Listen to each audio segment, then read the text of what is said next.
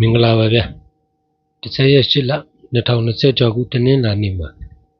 ကံထူးကံကောင်းတဲ့နေ့နံသားများနဲ့သတိထားဆင်ခြင်တဲ့နေ့နံများသားများကိုတင်ပြပေးပါမယ်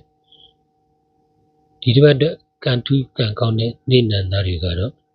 အင်္ဂါသားနဲ့တောက်ကြသားသမီးများဖြစ်ကြပါတယ်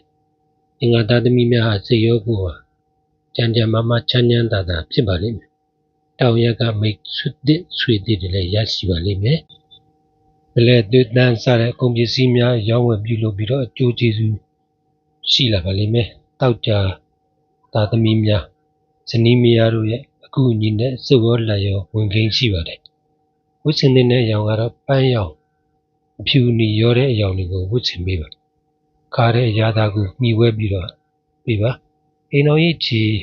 ခြေတင်လေးဖြစ်တတ်ပါတယ်။အရာအောင်မြင်မှုတွေရရှိဖို့အတွက်ကတော့အနောက်တောင်ရက်မှာငှက်စာတွေ့ပေးပါဗျ။တောက်ကြသားသမီးများဘေးမရှိရန်မရှိအစအရာပြည့်စုံတဲ့နေပါ။ဘောင်းသင်းမိတ်ဆွေများရဲ့လေးစားမှုကိုရရှိနိုင်တယ်လို့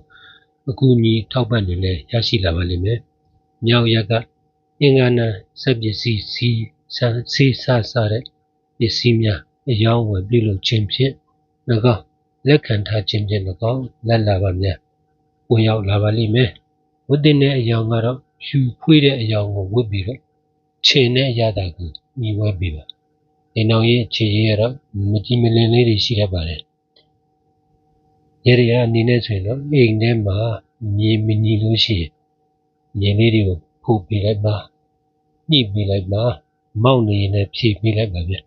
။ဒီနေ့အတွက်တတိထားဆင်နေရမယ့်နေနံသားတွေကတော့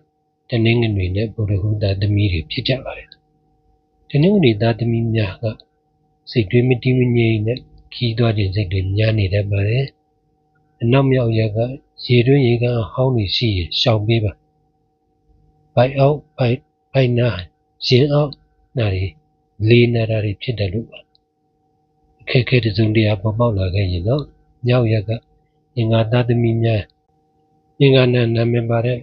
လူများရဲ့အကူအညီထောက်ပံ့နေရရှိလာပါလိမ့်မယ်ဗျ။ဖြူအောင်ကိုဝတ်ဆင်ပေးပါ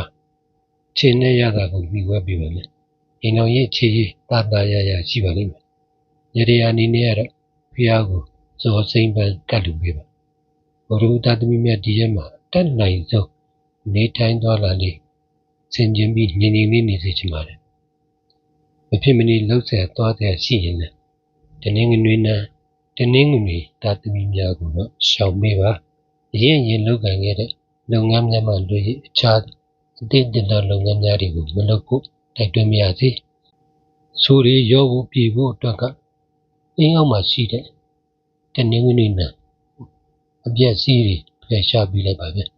ဝယ်ရမယ့်အယောင်ကတော့ဖြူအောင်ကိုဝတ်ဆင်ပြီးခြေနဲ့ရတာကိုစားသုံးပေးပါရေရအနေနဲ့ကတော့